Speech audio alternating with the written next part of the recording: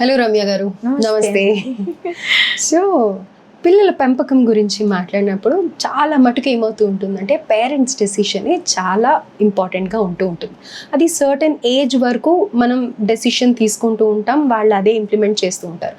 కానీ correct age ఏది, పిల్లలకి మన సపోర్ట్ ఎప్పటి వరకు కావాలి, మన డెసిషన్స్ ఎప్పటి వరకు వాళ్ళని లీడ్ చేయాలి అని? సో 5 years అండి నాకు తెలిసేది లిమిట్. 5 years వచ్చేంత వరకు పిల్లలకి మనం చెప్పిందే చేయాలి.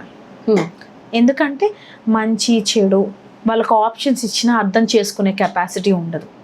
అర్థం అవ్వదు కదా, మనం చెప్పే మాటలు కూడా పూర్తిగా అర్థం అవ్వదు, దాని మీనింగ్ ఏంటో కూడా తెలియదు. ఒక 5-6 years వరకు కంపల్సరీ మనమే లీడ్ చేయాలి, కంపల్సరీ లీడ్ చేయాలి. 6 years వచ్చేసరికి మాటలు, చుట్టుపక్కల అందరూ ఇన్ఫ్లుయెన్స్, వాళ్ళు అర్థం చేసుకునే విధానం చేంజ్ అవుతూ ఉంటుంది. అక్కడ కొన్ని డిసిషన్స్ వాళ్ళకు వదిలేస్తూ ఉండాలి, మొత్తం ఒకేసారి వాళ్ళ చేతిలోకి ఇవ్వద్దు. ఫస్ట్ ఫర్ ఎగ్జాంపుల్ ఎక్కడికైనా వెళ్తున్నాం, ప్లేసెస్ వెళ్దాం అనుకున్నాం, నాన్న ఈ ప్లేసెస్ అనుకుంటున్నాం, నీ చాయిస్ ఏంటి? ఆ ప్లేసెస్లో ఇవన్నీ ఉంటాయి, సో నువ్వే చూడాలనుకుంటున్నావు, మనం అదే ప్లాన్ చేసుకుందాం.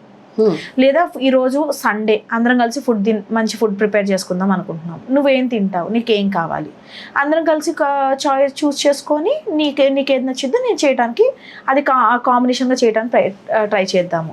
ఇలా చిన్న వాటిల్లో ఫస్ట్ డెసిషన్ మేకింగ్ ఇవ్వాలి వాళ్ళకి, ఛాన్స్ ఇవ్వాలి. ఫర్ ఎగ్జాంపుల్, నాన్న మనం ఇప్పుడు పెళ్ళికి వెళ్తున్నాము, నీ ముందు ఈ ఆప్షన్స్ ఉన్నాయి, సో నువ్వు ఇవి చూస్ చేసుకో, వీటిలోంచి నీ చాయిస్ నువ్వు ఏది కంఫర్టబుల్ అయితే అది వేసుకో అని చెప్పాలి.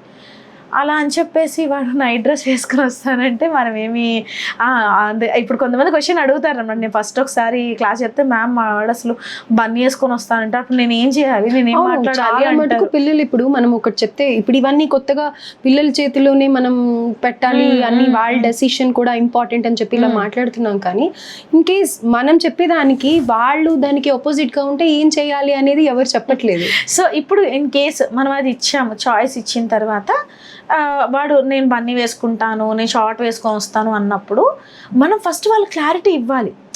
ఏంట్రా నేను ఆల్రెడీ చాయిస్ ఇస్తున్నా, నీకు అదే ఎక్కువ మూసుకొని వీటిలో అలా చెప్పకుండా, నాన్న మనం వెళ్ళే ప్లేస్ ఇది, ఆ ప్లేస్లో నీకు కంఫర్టబుల్గానే ఉంటుంది, డిస్కంఫర్ట్ ఏమి ఉండదు.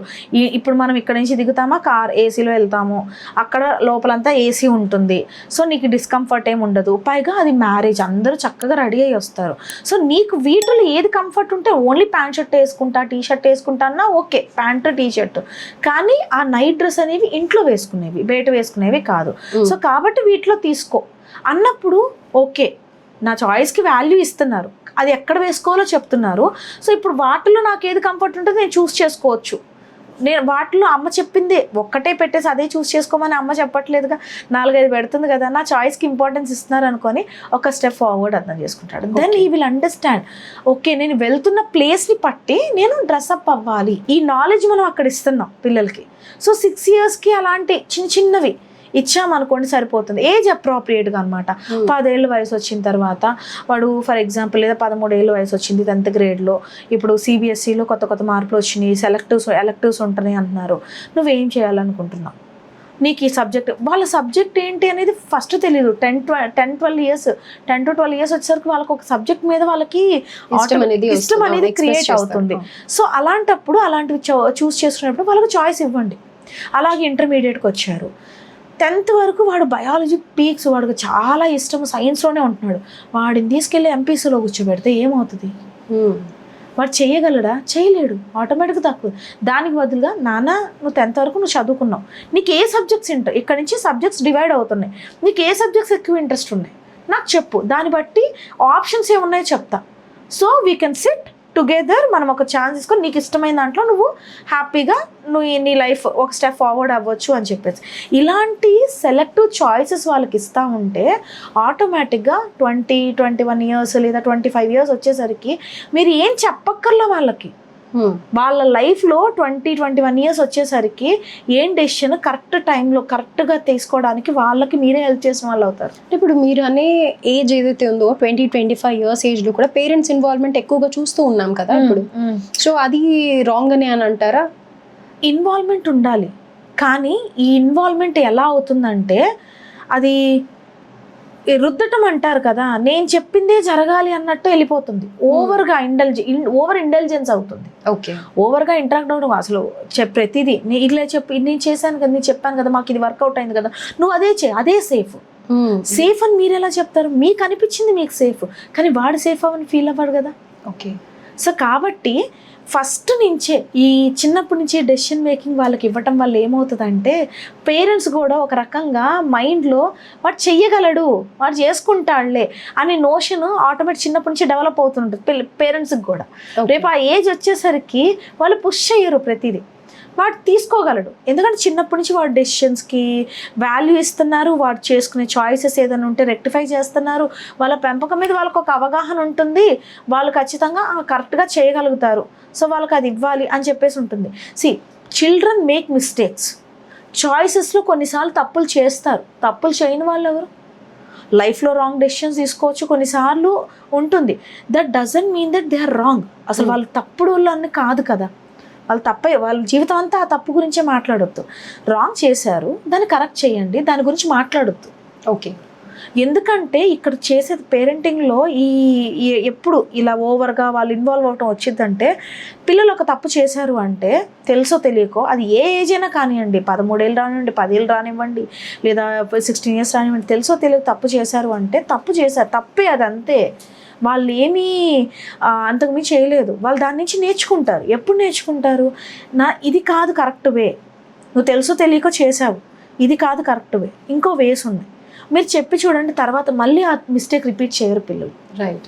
ఎందుకు? ఫస్ట్ నుంచి మీరు చాయిసెస్ ఇస్తున్నారు, మీరు మంచిగా చెప్పే మీ విధానం, మీ way of speaking to them when they do mistakes.